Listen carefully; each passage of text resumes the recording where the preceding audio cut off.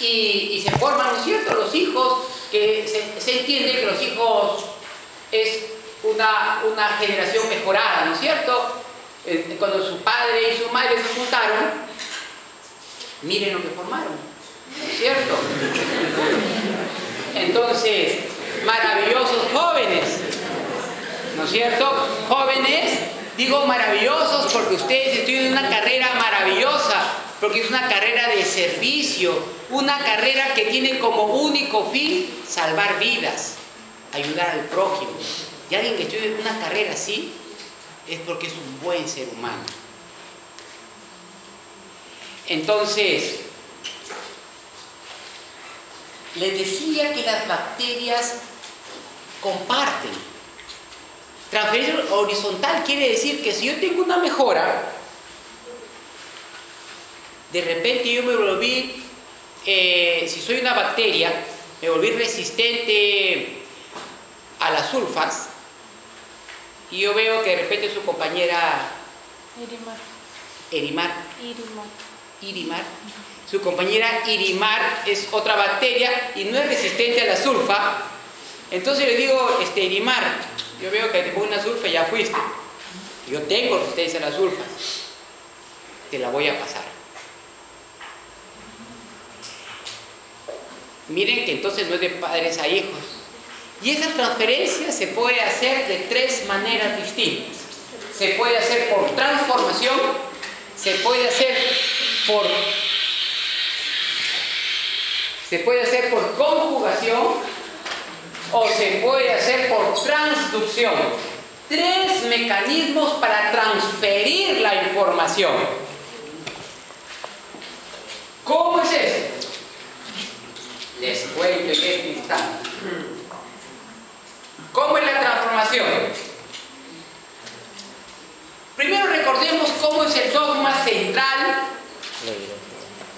de la biología molecular. Dogma quiere decir que se recoge y se acepta.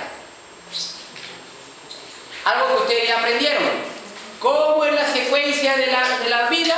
Es el ADN hace transcripción y forma ARN mensajero. El ARN mensajero hace traducción y forma la proteína. ¿Ese es el flujo o no? Flujo de la vida, porque con eso se forman las maravillosas proteínas, que muchas de ellas, las primeras que se forman, generalmente tienen actividad enzimática para producir otras transformaciones y así fluye a la vida. Es algo maravilloso. Es una de las cosas que hasta ahorita los científicos no se explican.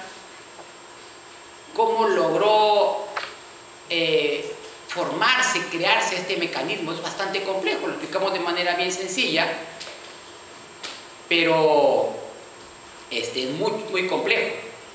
Y esto es de la biología molecular en los seres eucariotas, ¿ah? Pero esta formación del ARN mensajero, ¿dónde se hace? En el núcleo. El ARN mensajero tiene que salir del núcleo, llegar al citoplasma y encontrar un ribosoma y comenzar el proceso de traducción, ¿no es cierto? Tal como ven en el gráfico. Así funciona la vida, así es lo que han aprendido ustedes. Pero ahora van a aprender algo diferente. Eso sí lo recordamos todos, ¿no? ¿Algunas dudas? Ante una duda no demoren en preguntar. Las bacterias en términos generales también hacen traducción y transcripción y traducción, pero lo hacen de manera más eficiente. Recuerden que el cromosoma no está aislado del resto de la célula. Recuerden que todos están ahí juntitos, pero no revueltos, todo ordenado. Entonces, ¿qué hace? El cromosoma bacteriano, el ADN, forma un ARN, pero no forma un ARN, sino forma varios ARN mensajeros a la vez, como pueden apreciar aquí. Esta es una fotomicrografía de cómo se ve al microscopio electrónico, y Aquí es el gráfico de lo que está viendo acá. Este es el ADN. Este ADN forma estas tiritas que son los ARN mensajeros. Miren, varios ARN mensajeros a la vez. Ah, sí, pero nosotros también podemos formar varios ARN mensajeros a la vez. Sí, pero distintos ADN, distintos cromosomas, porque nuestro cromosoma está partido en pedacitos, ¿no es cierto? Tenemos 46 pedacitos. Recuerden que las bacterias tienen uno, y lo que no quieren formar algo, dicen, yo necesito digerir lactosa, dicen las bacterias. Las bacterias no tienen un tubo digestivo como nosotros. Entonces dicen, para digerir lactosa necesito 3 componentes. Entonces, sacar un ARN mensajero para el primero, sacar ARN mensajero para el segundo después, y sacar otro ARN mensajero para el tercero. Y esos ARN mensajeros, cada uno se va y busca su ribosoma para formar la proteína correspondiente. Para ese rato ya no hay lactosa, ¿no es cierto? Imagínense que sea una bacteria que tenga alguna parte del tracto digestivo, ustedes toman leche, hay lactosa, pero la lactosa no se queda, ¿no? Sigue. Las bacterias tienen que desarrollar mecanismos para aprovechar al máximo las oportunidades que se le presentan. Entonces, ¿saben lo que hacen ellas? Forman todos los mensajeros que necesitan a la vez, pero conforme forman el mensajero, o sea, ni siquiera lo están terminando de fabricar, están empezando a fabricar el ARN mensajero, y conforme lo forman, o sea, primero forman este pedacito, luego este pedacito de la cadena, ni bien se forma el primer pedacito, inmediatamente viene un ribosoma y se une. Ya se formó el otro pedacito, ¿no? Se está liberando y ya viene otro ribosoma. Y ellos forman conjuntos de ribosomas llamados polirribosomas, o abreviadamente le llaman también polisomas. ¿Eso qué significa? De que los ribosomas están formando, o sea, ni bien que forma el mensajero, ya está formando la proteína, el pedacito de proteína. Al toque viene otro ribosoma, está formando otra proteína y pum, lo están juntando. De tal manera que en un tiempo récord se forman todititas las proteínas que la bacteria necesita para lograr el objetivo que quiere lograr. Es como lo que sucede, por ejemplo, en Gamarra. En Gamarra, pues, son pequeños productores, bueno, eran pequeños porque ahora hay unos grandotes ya. Entonces, ellos dicen, bueno, yo me iba y hablaba con uno de los productores de Gamarra, y le dice, yo necesito para mañana 1000 chopas. O sea, pero yo fabrico pues 3 chopas o 4 chopas por día, y de ahí para allá pues 4 chopas. ¿Qué hacen? Se juntan, ¿no es cierto? Y en simultáneo fabrican todas las chopas, y por supuesto de un día para otra pueden salir las 1000. Así lo que hacen. Esto es algo maravilloso. Nosotros no tenemos ese potencial. Las bacterias sí son capaces de hacer esto. Ya no tenemos el mensajero buscando el ribosoma, tenemos ribosomas buscando mensajeros.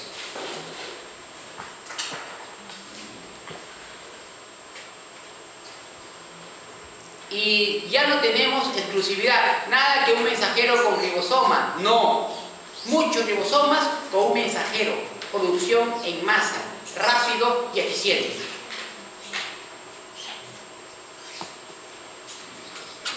Esa es la pequeña diferencia. Hay transcripción, hay traducción, pero lo que cambia es la eficiencia. ¿Cómo se han organizado? Igualito, hay ADN, mensajeros y ribosomas, igualito. Pero la manera es cómo interactúan. Si hubiera envoltura nuclear, no se podría dar esto, porque los ribosomas no tienen capacidad de atravesar envoltura nuclear. Sería un estorbo para las bacterias. Disminuiría, tendrían que esperar que termine de fabricarse el mensajero para que salga del núcleo y recién empezar. Acá no. Entonces habría que preguntarse, tener el ADN aislado del resto de la célula será una ventaja o será una desventaja? Lo dejo como una pregunta, nada más.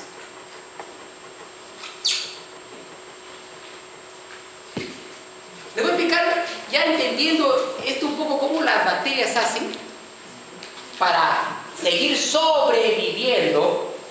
Les quiero contar que hace muchos años hubo un doctor de apellido Griffith que hizo un experimento bien interesante.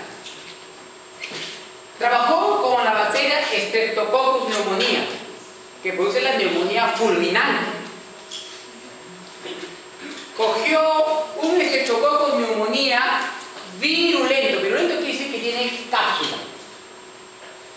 La cápsula le da virulencia, ¿no es cierto? Vieron en la clase pasada. Pero muerto. Ah, bueno, si es un Streptococcus que está muerto, le inoculó al ratón y el ratón sigue vivo, pues. Porque le inoculó un cadáver. Luego hizo otro experimento. Le colocó a otro ratón, a otros ratones, con varios, le colocó Streptococcus pneumoniae vivo, pero sin cápsula.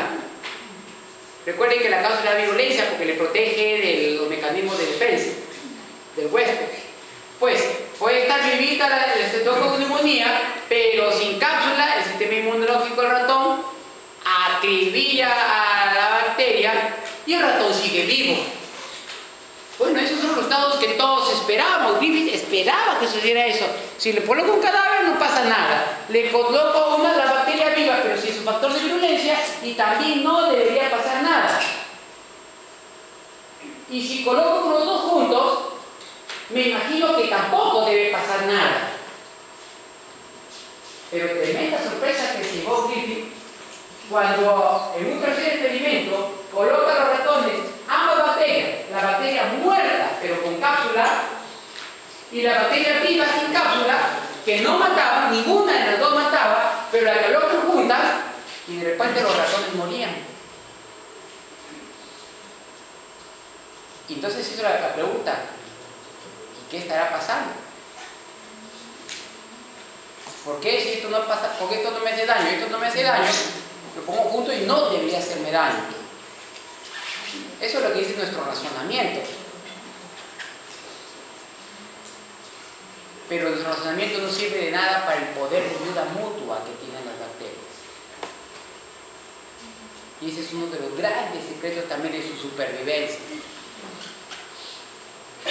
¿Y qué hizo Griffith asombrado? Cuando murió el ratón, le sacó sangre, hizo un análisis microscópico y encontró una cosa increíble. Encontró Streptococcus pneumoniae vivos y capsulados. Y se preguntó: ¿y de dónde salieron? ¿No es cierto? Porque ni siquiera decir que hubo, no sé, una combinación de ellos, porque uno estaba muerto. No lo olviden. No había forma de explicarlo. Pero lo planteó y dijo: las bacterias tienen algún mecanismo de ayuda mutua. No sé cómo será, pero algo hacen. Se hicieron más investigaciones, la tecnología avanzó y se descubrió el gran secreto, que le llamaron transformación bacteriana. ¿Y en qué consiste? En que hay bacterias que tienen la capacidad de captar ADNs externos que estén en el medio externo. La cápsula, recuerden ustedes, es un mecanismo de protección, de resistencia. En este caso, resistencia a la fagocitosis, ¿no es cierto? Los encargados de la resistencia son los plásmidos, recuerden, ¿no es cierto? Son esos ADNs, su función es resistencia. Entonces, hay bacterias que tienen esa capacidad increíble de recoger ADNs externos. No importa si es otra bacteria o de otro organismo, puede ser de un virus. Y esas bacterias que tienen la capacidad de captar ADNs externos se llaman bacterias competentes.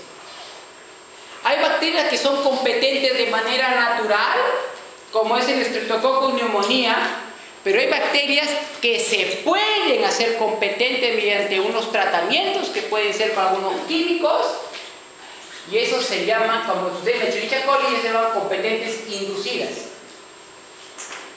¿Qué pasó en el experimento de Griffith? Como trabajó con Streptococcus pneumoniae, que es una bacteria competente y natural, entonces, ¿qué pasó? La bacteria avirulenta, la que no tenía cápsula, no tenía capacidad de formar cápsula, no tenía el plásmido para formar cápsula, fue capaz de captar el plásmido de las bacterias muertas, porque recuerden que los plásmidos son independientes, no importa lo que esté viva o esté muerta, recuerden que dijimos, es independiente del resto. Y lo captó, y cuando lo capta, la bacteria competente, cuando capta ese ADN externo, se le llama ahora bacteria transformada. Recuerden que esta bacteria solo tenía su cromosoma, no tenía ese ADN externo, y ahora ya lo tiene. Entonces, cuando lo tiene, puede ser que se destruya, con lo cual queda igual que al inicio, o puede ser como sucede en el Streptococcus pneumoniae, que lo puede incorporar o lo pueda dejar externo para que funcione como plástico. En este caso, en el ejemplo, estamos viendo de un fragmento de ADN que lo logra integrar a su genoma, y ahora esta bacteria tiene capacidad, para el ejemplo, de formar cápsula. Eso se llama la ayuda, eso se llama el compartir, ayudar a mi prójimo. Yo sobrevivo, pero tú también, sobrevivamos todos. Ayudémonos unos a otros. Es un mensaje que creo que cae muy bien en los tiempos actuales. Profesor, ¿qué significaba competente inducida? Competente inducida son algunas bacterias, no son todas, que bajo algunos procedimientos físicos o químicos le confiero la capacidad de la competencia, es decir, la capacidad de captar genoma externo. No todas las bacterias tienen esas capacidades, son algunas.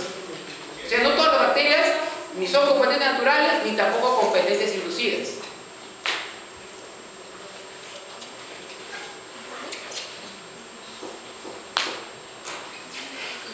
Les cuento una noticia buena para nosotros, mala para las bacterias.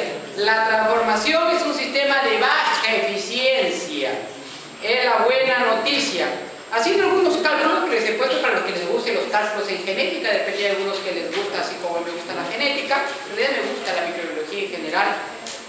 Pero el resumen es de que la ventaja es que solo un plásmido de cada 100, ¿no es cierto?, son capaces de transformar realmente una célula. O sea, puede ser que el plásmido entre, pero se puede desintegrar, ¿no es cierto?, como veíamos en la imagen anterior, ¿no es cierto?, se desintegre, que se destruya, y al final se transformó la bacteria, ¿no es cierto?, pero no quedó como transformación permanente, sino temporal, porque se elimina.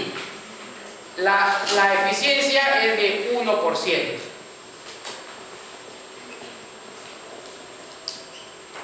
El segundo mecanismo es la conjugación bacteriana. ¿En qué consiste la conjugación? Les quiero contar que las bacterias también tienen sexo. Y ahí, asumiendo que todos son mayores de edad, les he puesto una foto medio pornográfica, porque ahí van a ver dos bacterias, una foto de dos bacterias haciendo su intimidad en pleno acto sexual. Una foto que lo ven a la izquierda. Si hay algún menor de edad puede retirarse por breves momentos, porque estamos en el momento pornográfico de la clase.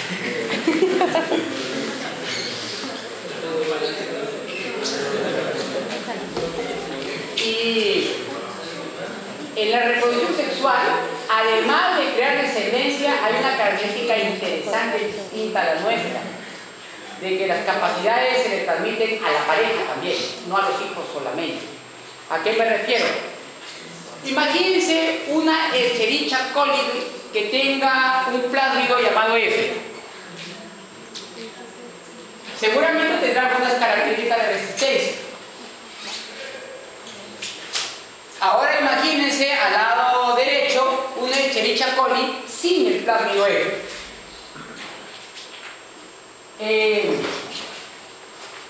A la E. coli que tiene el plásmido F, además de tener plásmido F, va a ser una E. coli que tiene la capacidad de formar un pelo llamado pelo F, que tiene, haciendo una analogía con nosotros, tiene la función como del órgano sexual masculino.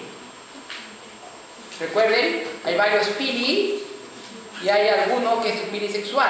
Recuerdan que lo vieron en la clase pasada. Entonces, ese es el pelo F. Entonces la bacteria normalmente lo tiene pues guardadito, enrolladito, ¿no? Y porque es largo. Es largo. Ahí ustedes pueden apreciar en la foto. Tiene casi el tamaño de toda la longitud de la bacteria. O sea, si ustedes miden 1,70 m, entonces tiene un pelo F de tamaño que mide 1,70 m.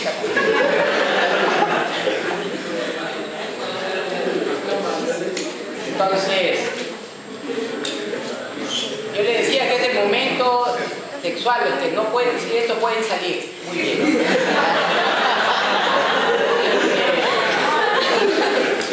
Yo ya les advertí desde antes de comenzar a hablar del momento pornográfico.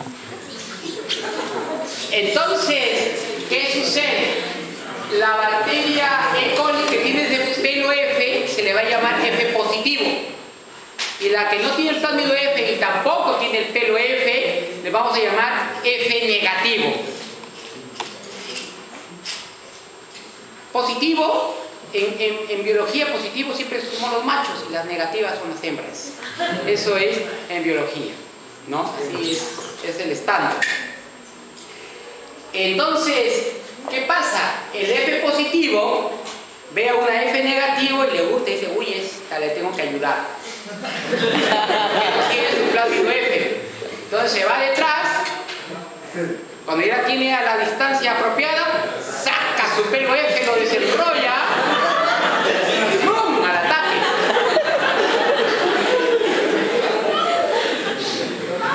Y una vez que la atrapa, al toque le mete el pelo F lo suficiente para que no se mueva.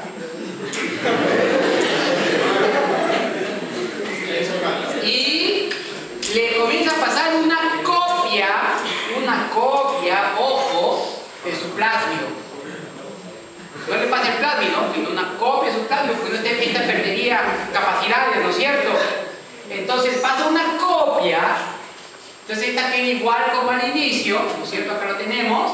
Cuando ya termine de pasar la copia, le dice, bueno, ya lo tienes todito, muy bien, ahora se lo retira, lo enrolla, se lo guarda, su pelo F, y tengo una E. coli que era F negativo, ahora es F positivo. Le pasó plásmidos con todas las ventajas que implica que ahora tenga plásmidos.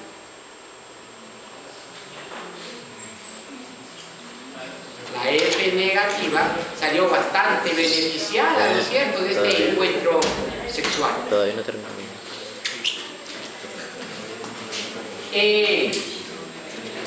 Ahora, no solamente le puede pasar plásmido, también en la conjugación le podría pasar su genoma con algunas características importantes. Y cuando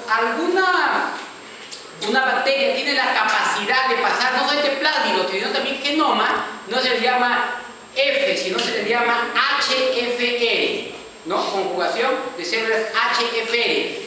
F cuando le paso solo plásmido, HFR cuando le paso plásmido y también le paso genoma, le paso mucha información para mejorar. Y la historia es la misma, una F positiva encuentra a una F negativa, saca su pelo F, la atrapa y le pasa una copia, pero miren, antes de pasar la copia, el plásmido se integra al cromosoma, y una vez que integra el cromosoma le pasa Si yo les preguntaba una vez, ¿le pasa su cromosoma un plásmido? No, le pasa una copia. Y una vez que le pasa la copia, retira su POF, esta sigue muy bien y esta ahora tiene, además de su genoma, tiene otro genoma más que incluye plásmido. ¿Cuántas propiedades adicionales ahora tendrá esta bacteria? ¿Se imaginan? Unas bacterias ayudando a sus próximas.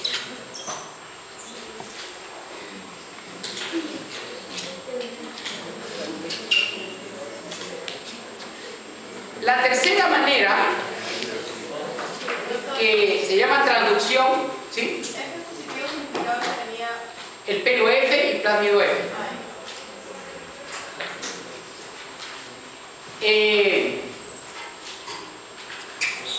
Para hablar del tercer mecanismo, que se llama transducción, quiero mencionarles algo chiquitito de los virus, que lo van a ver cuando llegue el capítulo de virus, pero es importante que lo veamos para que entendamos este tercer mecanismo.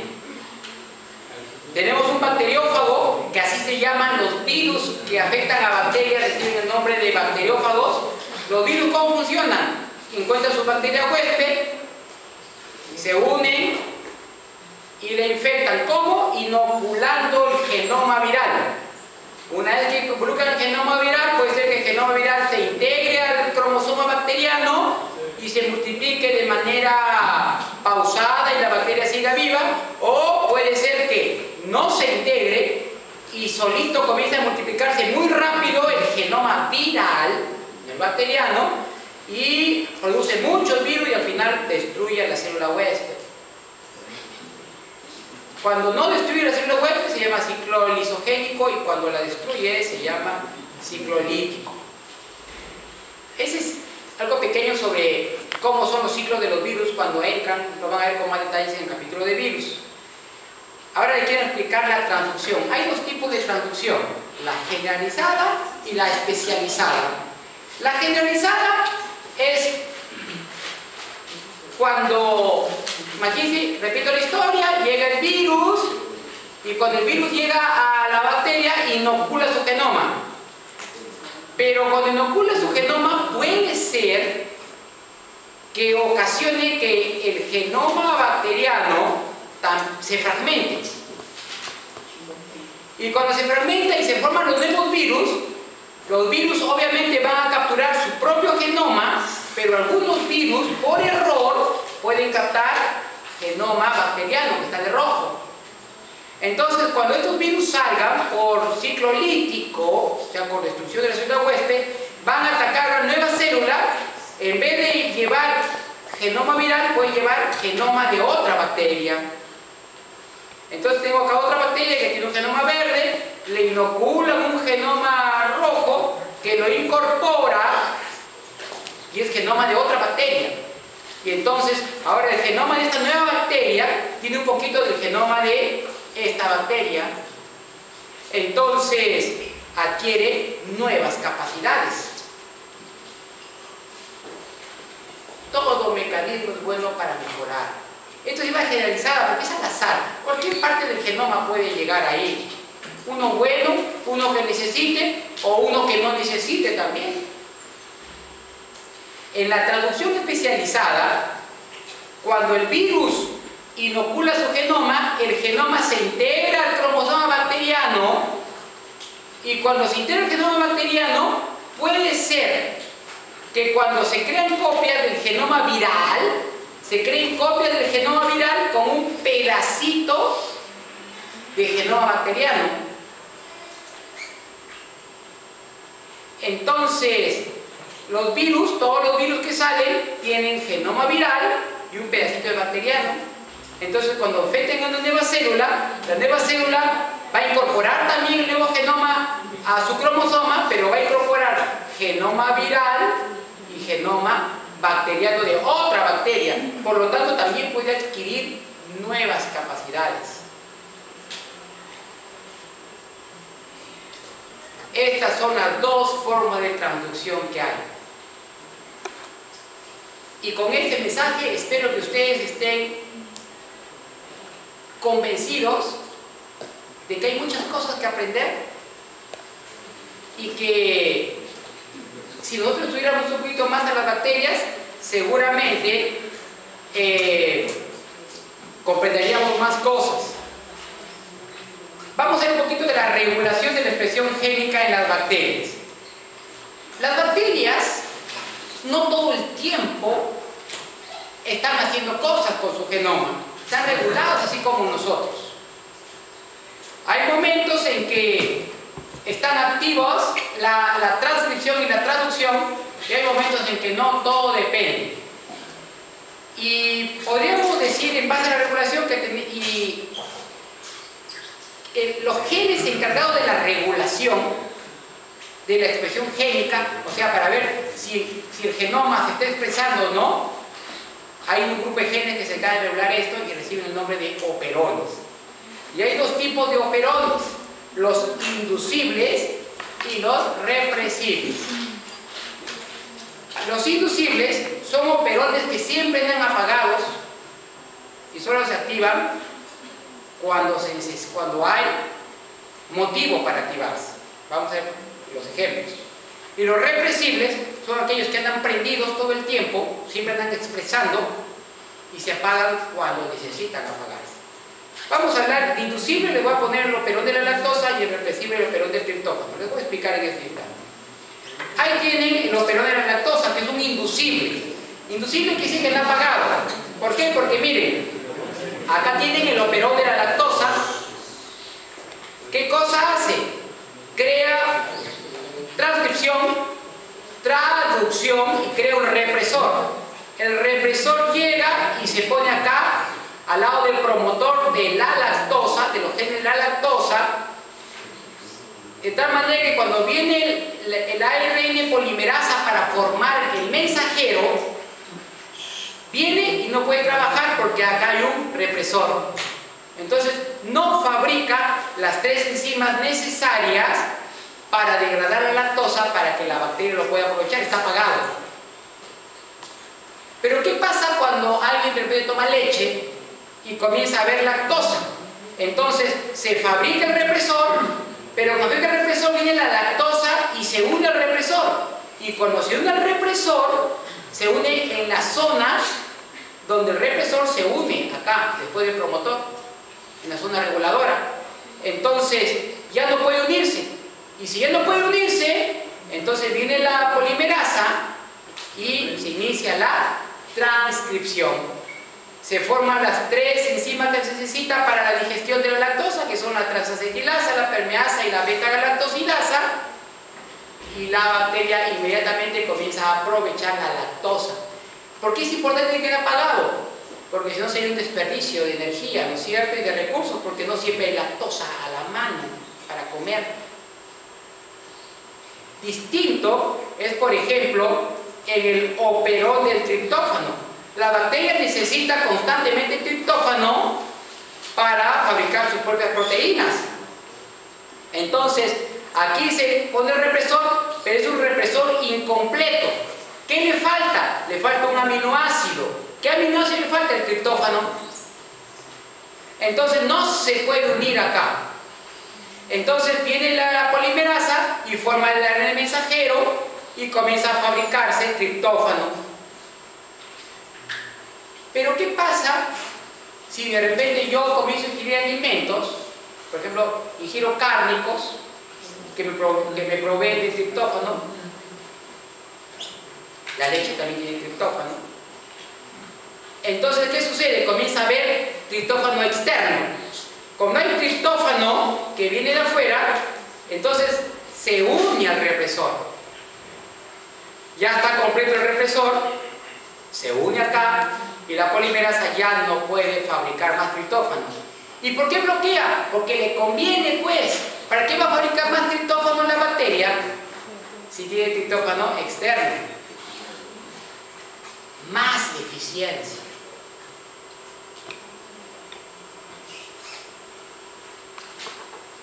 Con esto estamos revisando los principales mecanismos de la genética bacteriana que nos permite entender un poco más por qué después de tantos años allí están. Y cuando veamos el siguiente capítulo, que es los agentes antibacterianos, vamos a darnos cuenta un poco más de estos mecanismos de supervivencia, explicados desde otro ángulo. Agente antibacteriano,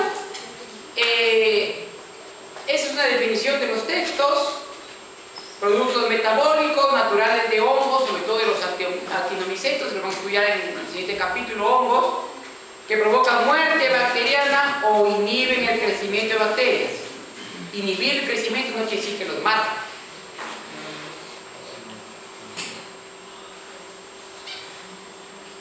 Paul Ehrlich, el padre de la inmunoquímica.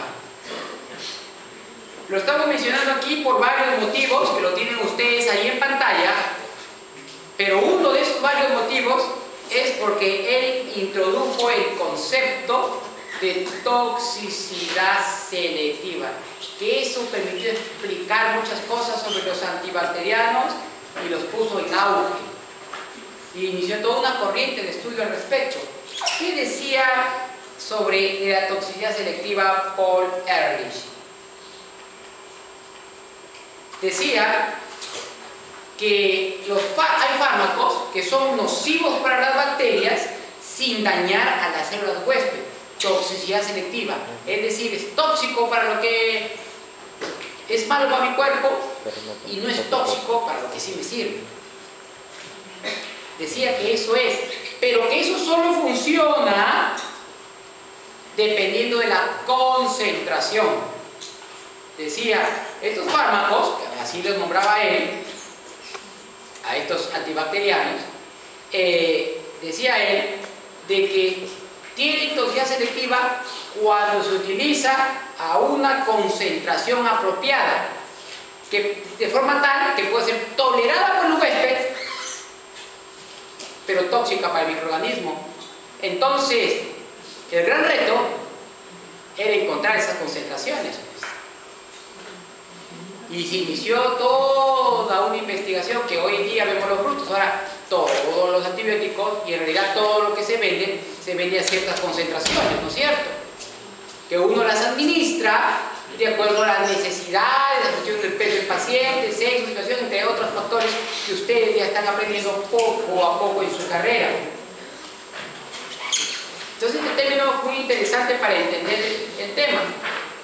¿Cómo se clasifican los agentes antibacterianos? Se pueden clasificar según el efecto letal o no que tengan sobre las bacterias, o según el tipo de acción antibacteriana que tengan. Este lo puse aquí para que recuerden de que todo lo que les digo depende de tres factores que tienen igual importancia: el huésped, el agente y el microorganismo, todos de igual importancia. Cuando uno se altera, todo se altera. Es decir, lo que vamos a ver acá es situaciones estándares, pero podrían cambiar, porque hay tres factores que influyen de igual manera a que esta historia cambie. Veamos bactericidas y bacteriostáticos. Digo que un antibiótico es bactericida cuando mata a la bacteria. Y digo que es bacteriostático cuando inhibe su crecimiento, no la deja que se multiplique. Pero ¿eso qué consecuencia trae? De que los bactericidas, el efecto es irreversible. Porque una vez que está muerta está. Pero cuando se inhibe, quiere decir que cuando deja de actuar el bacteriostático, la bacteria recupera sus propiedades y sigue multiplicándose. Hay antibióticos que son bactericidas, otros que son bacteriostáticos, y ambos que pueden actuar de las dos maneras dependiendo al microorganismo que esté en juego. Por ejemplo, el clorafenicol es bacteriostático para el Escherichia coli, pero es bactericida para el Haemophilus influenzae.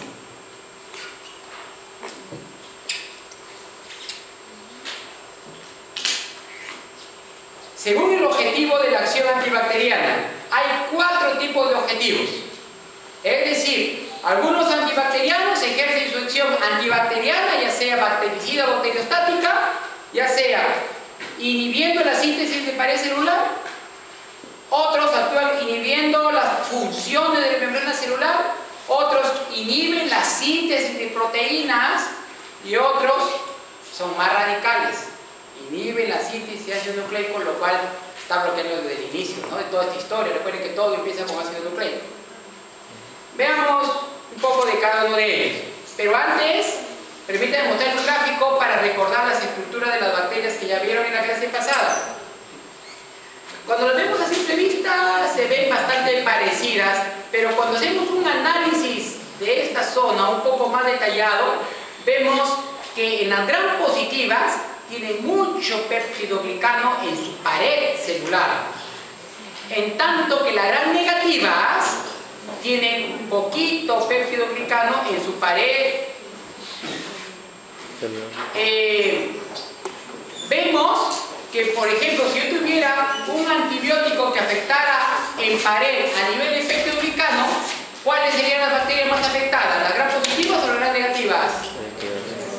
Las gram positivas, porque el péptidoglicano prácticamente lo es todo en la pared. En tanto que en las gram negativas, el péptidoglicano es una cosa chiquita en la pared.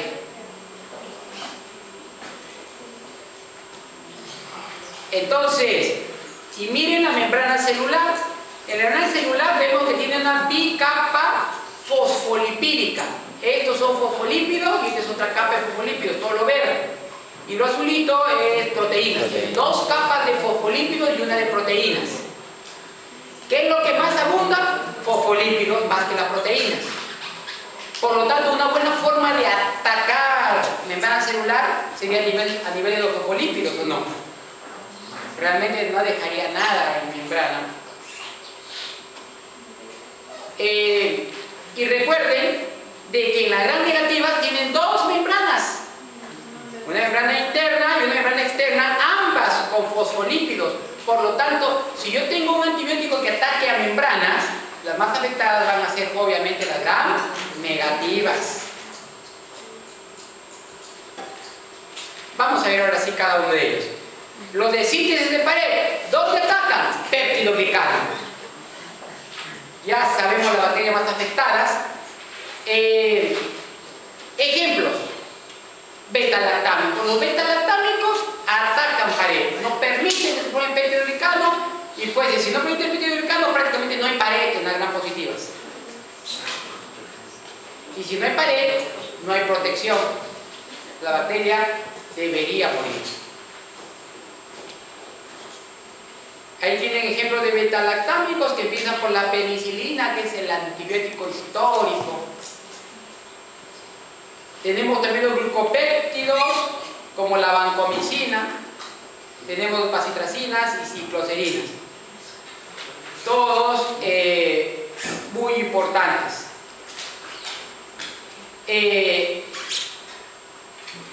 Recuerden, por ejemplo, los beta-lactámicos que afectan a nivel de pared celular y que afectan principalmente a gram positivos, porque lo vamos a mencionar después. Los que inhiben las funciones de membrana celular, ¿dónde afectan? A los fosfolípidos. O sea, punto clave. No hay membrana, entonces los más afectados, obviamente, nosotros usamos inhibidores de membrana celular para gram negativos, obviamente, porque ahí me voy a bactericida, ¿no? Voy a ganador. Ahí tenemos como ejemplo las polimixinas, las colistinas, como ejemplos importantes acá. La tercera, inhibidores de la síntesis de proteínas. ¿Cómo inhiben la síntesis de proteína? Alterando la traducción y también la transcripción. Ahí les voy a explicar un poquito más. Les voy a contar que las bacterias tienen ribosomas distintos a los nuestros. ¿Por qué? Porque ellos tienen, sus ribosomas tienen 2 unidades, una menor y una mayor igual que nosotros, pero la menor es 30S y la mayor es 50S. Entonces, no es igual que nosotros, parecido así. Y ya recuerdan cómo se unen para formar los poliribosomas. Recuerden que hablábamos hace unos momentos. Ahora, por ejemplo, los aminoglucósidos, como la canamicina, entre otros, ¿qué hacen? Este aminoglucósido, quiere decir que tiene parte de aminoácido, se une a nivel de la unidad 30S, de tal manera de que estoy insertando prácticamente un aminoácido, en este caso es un aminoglucósido, o sea, aminoácido con carbohidrato, que no le sirve, pues. O sea, estamos formando proteínas, la bacteria está formando proteínas que no le sirven. O sea, llega, pone el aminoglucósido y dijo, esto ya fue. Entonces, alteró la traducción. No se formó la proteína esperada. Por lo tanto, la bacteria no va a realizar la función que regula esa proteína. Y ya fue, ¿no es cierto? Puede ser que sea algo no muy grave y puede ser nada más un efecto bacteriostático, pero puede ser grave y si es un efecto bactericida. Entonces, esa es una de las formas que actúan los aminoglucósidos. Las tetraciclinas también se unen a la unidad 30S, pero ¿qué es lo que hacen? Impiden la adhesión de la RNA de transferencia. Entonces, ¿qué pasa cuando se unen? Porque recuerden de que la traducción, ¿qué consiste? De que lee un par de bases, y ese par de bases, no, pero lee un triplete, ¿no? 3 par de bases, y eso tiene un equivalente a aminoácido. ¿Quién traduce el lenguaje genético al lenguaje proteico de los aminoácidos? Es el ARN de transferencia. Entonces, ¿qué pasa? Como se unió la 30S, la tetraciclina, entonces la transferencia no puede adherirse porque dice, oye, esto, acá hay algo raro. En 30S no entiendo lo que me quiere decir. Entonces transferencia se quedan ahí. Y ahora, ¿cuál de nosotros nos vamos? Porque cada uno lleva sus propios aminoácidos. Y ahora, ahí para todo. No se entiende el mensaje de que tiene el mensajero. Y los clorofenicoles no se unen a la 30S, que es la unidad menor, sino a la unidad mayor, que es la 50S. Entonces, ¿qué hace? También viene el 50S como un soporte para la transferencia, porque se une a nivel 30S, pero el soporte es 50S y está bloqueando el receptor en 50S, entonces puede haber transferencia por todo lo que quiera, pero no tiene cómo estabilizarse, está inestable, no se forman proteínas. Entonces, igualito, bloquea la formación de proteínas.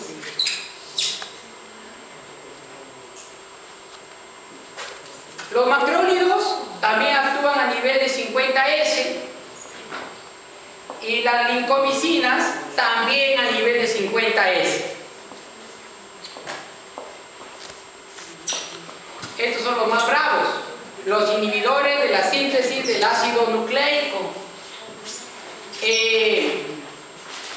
¿Qué hacen? Inhiben la síntesis de precursores de ácidos nucleicos.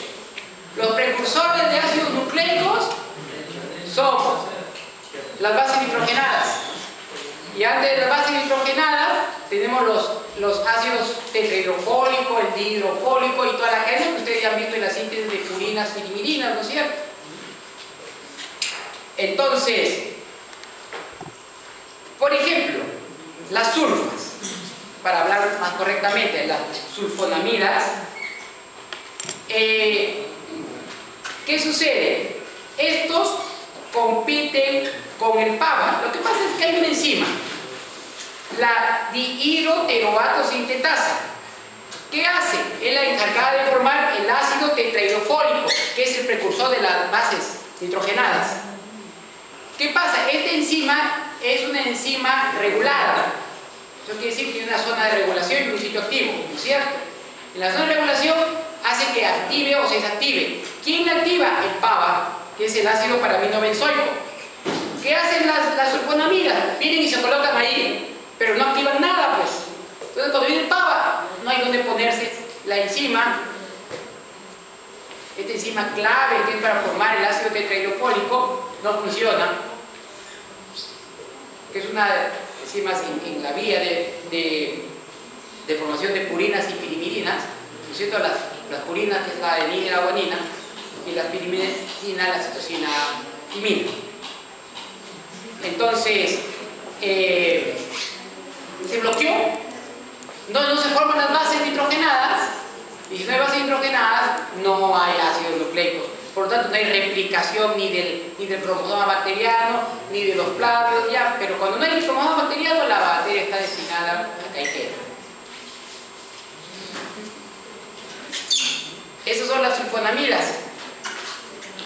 Los trimetroprims o los trimetroprimas, o su combinación con el sulfometoxazol que forma el cotrimoxazol, esta combinación es muy utilizada.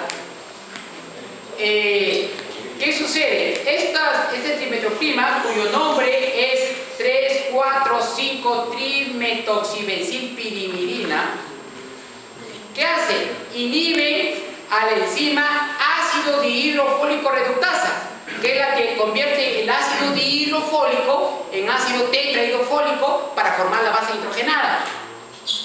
Entonces, la trimetroprima bloquea esta enzima, la ácido dihidrofólico reductasa. Por lo tanto, no va a haber el tetrahidrofólico y por lo tanto no va a haber bases nitrogenadas, no hay ácidos nucleicos. Las quinolonas, bueno, y cuando lo juntamos con sulfometoxazol, pues un efecto de sinergia, como que todo ya está previamente calculado. Es una combinación bastante utilizada en muchos tratamientos. Las quinolonas, como el ciprofloxacino, muy utilizado también, los cipros. Entonces, ¿qué hace? Inhiben la ADN girasa, que es la que se encarga del superenrollamiento. Si no hay enrollamiento, queda inestable el ADN, se destruye, no funciona.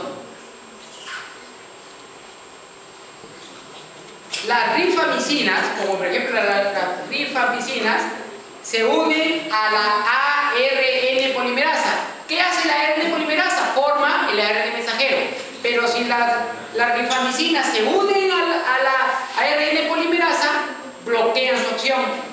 Ya no hay mensajeros. Entonces el ADN dice, oye, quiero formar mensajeros, pero no se puede. Bloqueó todo. Esas actúan más fuertes, ¿no es cierto? Claro.